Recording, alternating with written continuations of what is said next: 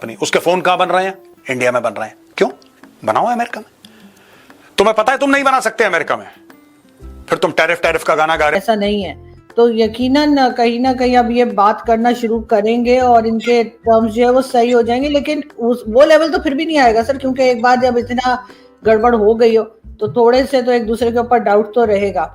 मगर ये जरूर है कि इसी बहाने सही, लेकिन चाइना के नजदीक चला गया भारत, चाइना से बात शुरू हो गई और उसके साथ चाइना विजिट भी हो गया पीएम मोदी का। तो अब इनके पास जो है वो एक चांस है कि अपने जो इनकी जो फॉरेन पॉलिसी है उसको बैलेंस रखने का, इसलिए कि अब चाइना भी परेशान हो गया होगा कि अमेरिका दोबारा से पिक्चर में आ गया। फाइनली ट्रंप एडमिनिस्ट्रेशन ने इस चीज़ को ऑफिशियली एक्सेप्ट किया कि उन्हें टैरिफ वापस लेना ही पड़ेगा और इसके अलावा और कोई चारा नहीं है, क्योंकि टैरिफ जो है वो पूरी तरीके से ट्रंप की एग्जीक्यूटिव पावर के बाहर आता था, या टैरिफ लगाना ट्रंप की एग्जीक्यूटिव पावर के बाहर आता था। बार बार इसको कोर्ट में चैलेंज किया जा रहा था। जिन्होंने इंडिया के ऊपर काम किया वो समझते हैं कि हमने 20 साल लगा के इंडिया के साथ ताल्लुकात को ठीक किया था, 2005 से लेके 25 तक। लेकिन वो समझते हैं कि इंडिया के साथ हमने ताल्लुकात तो ठीक कर लिए, लेकिन इंडिया जो है उसने हमारी इज्जत नहीं रखी। This is what they are saying. India ने हमारी इज्जत नहीं रखी। इंडिया को चाहिए था कि ये हमारी इज्जत रखता। ये मेरी असेसमेंट है, ठीक है जी। देखते हैं कि क्या होता है। कितने लोग हैं अमेरिका के अंदर जो खड़े होते हैं और वो समझते हैं कि प्रेसिडेंट ट्रंप की policy on India is wrong, but actually it's a challenge which is emerging and every day there is a challenge। सब पे लगे, लेकिन ज़्यादा जो कॉन्फ्लिक्ट है इस वक्त वो इन दोनों कंट्रीज़ के बीच नज़र आ रहा है। तो उसमें ये हो गया कि लगता है कि रिजॉल्व हो रही है सिचुएशन, मुझे तो ऐसी लग रहा है कि। और अच्छा, ये भी कहा उन्होंने कि इंडिया से सॉरी, इंडिया जो है वो सॉरी करे। President Trump says that India should sorry, कि भाई सॉरी करे एंड कम बैक, कोई इस तरह की बात। तो क्या भारत सॉरी करेगा? भारत ने ये सॉरी नहीं की। भारत ने क्या किया? भारत ने बड़ा अच्छे रिमार्क्स दिए, भारत ने उसको एक पॉजिटिव वे में लिया और पॉजिटिव ही कमेंट्स कर दिए, सॉरी नहीं की।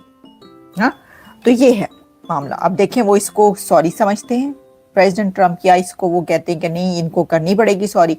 तो उनको भी पता है कि ये तो इतनी कोई बात है नहीं कि कोई वो जो है माफ़ी शाफ़ी मांगेंगे, पाए किन्ने माफ़ी मांगनी तो किन्ने माफ़ी देनी। लेकिन ये जो है ये एक रिजॉल्व होता हुआ इशू नज़र आ रहा है, जिसकी फिक्र पाकिस्तान में बहुत ही ज़्यादा है।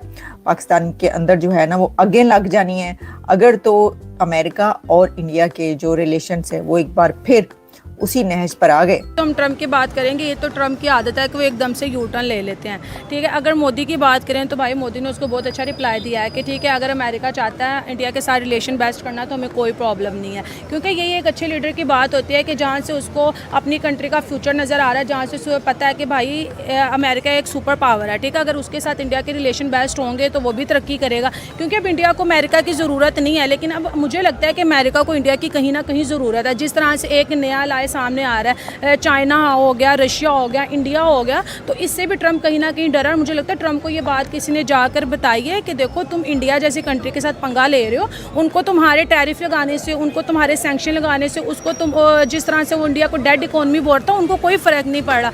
तो बेहतर यही है कि मोदी ने तो तुमसे बात करनी नहीं, तो तुम ही ऐसा पॉजिटिव मैसेज दो ताकि वो खुद तुम्हें रिप्लाई करने पर मजबूर हो जाए। और आज वो मोदी ने कर दिया, क्योंकि मोदी उसकी बात को सीरियस नहीं ले रहा था। उसने कितने इंटरव्यूज़ दिए, उसने कितने ट्वीट्स बता दी, लेकिन मोदी बिल्कुल चुप था, खामोश था, क्योंकि हर चीज़ का जवाब देना मुनासिब नहीं होता। इंसान को वो आंसर देना चाहिए जिससे उसकी कंट्री के लोग उसको अप्रिशिएट करें। और आज हर तरफ दोबारा इंडिया की वाह हो रही है, पहले भी हो रही थी, अब भी हो रही है।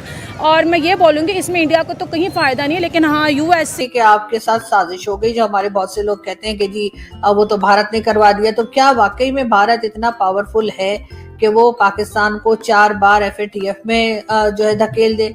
या जो हमारे कई लोग और कई दोस्त जो हैं वो ये भी कहते हैं कि जी पाकिस्तान जो है उसको अगर आईएमएफ का लोन नहीं मिलता या देर में मिलता है तो उसके पीछे भी भारत का हाथ होता है। तो क्या वाकई में भारत इतना पावरफुल है कि वो पाकिस्तान को कहीं से मिलने वाला कर्जा या फिर डोनेशन भी रुकवा दे?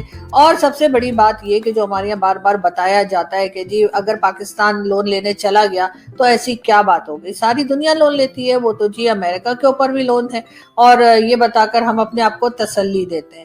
लेकिन बात सारी ये कि बाकी कंट्रीज इतनी बार नहीं जाती आईएमएफ के या वर्ल्ड बैंक के पास जितनी बार पाकिस्तान जा चुका है, और आगे दोबारा जाने की पाकिस्तान की पूरी पूरी तैयारी है। तो इस तरफ भी हमें सोचना होगा। वैसे तो पैसे की अपनी इंपॉर्टेंस होती है, ये बात तो सभी को माननी पड़ेगी कि चाहे जो भी कंट्री हो, चाहे अमेरिका हो, चाहे चाइना हो, चाहे भारत हो या कोई दूसरी कंट्री जो कि इस वक्त फाइनेंशियली स्ट्रॉन्ग जा रहे हैं, तो सब उनकी बात सुनते हैं, सब उनको बुलाते हैं। चाहे दुनिया में कहीं भी कुछ हो रहा हो, कोई इवेंट हो रहा हो, किसी का नेशनल डे हो, किसी का इंडिपेंडेंस डे हो, वहां पर अमेरिकन या कह लीजिए भारत के प्राइम मिनिस्टर को या किसी ऐसी कंट्री के प्राइम मिनिस्टर को या प्रेसिडेंट को बुलाया जाता है जिनकी इकोनॉमी अच्छी होती है। So, मुझे लगता है कि the relations between India and the United States, it's too early to comment for anything, but मैं अगर पैटर्न जज करूंगा तो उस पैटर्न पे ये बड़ा क्लियर पता चलता है कि इंडिया अमेरिका ताल्लुकात ऐसे नहीं रहेंगे जैसे पहले थे। दोस्तों, एक बार फिर पाकिस्तानी का मीडिया इंडिया को लेकर डिबेट कर रहा है, लेकिन आप सुनकर हैरान रह जाओगे कि वो क्या बोल रहा है। चलिए पहले उनका क्लिप देखते हैं, फिर आपको असली सच बताता हूँ। वो ने टफ नेगोशिएशंस की और टफ नेगोशिएशंस के बाद अमेरिकन को थोड़ा सा उन्होंने वो आगे मूड में आ गए। ये सुनिएगा जो बात कर रहे हैं, I believe it will not happen. जो ये कह रहे हैं वो ये कह रहे हैं कि इंडिया के ऊपर दोबारा इन्वेस्टमेंट करो, अदरवाइज चाइना अकेला सिंगल हैंडेडली प्ले करेगा। अमेरिका चाहता था कि पुतिन अमेरिका के साथ जाए, भारत चाइना के साथ चले, क्योंकि उनको लगता था कि भारत और चाइना कभी इकट्ठे हो नहीं सकते। तो इसलिए मैं ट्राई कर रहा हूँ इकट्ठे हो जाएं तो क्या फ़र्क पड़ता है। मोदी जी ने इकट्ठे भी कर दिया और रशिया को भी ट्रंप के हाथों से खींच के ले गए। एक ऐसा कोएलिशन बन गया है मेजर पावर्स का, भारत, रशिया और चाइना, जो तीनों मिलकर रिड्यूस करेंगे अमेरिका के इन्फ्लुएंस को। यही है ट्विस्ट पूरी गेम के अंदर। दोस्तों, ये जो ट्विस्ट है, ट्विस्ट ये है कि हम तीनों इकट्ठे तो हुए हैं, लेकिन ये दोस्ती परमानेंट नहीं है, ये कभी परमानेंट नहीं हो सकती। इसको बोलते हैं मजबूरी का नाम मोहम्मद गांधी।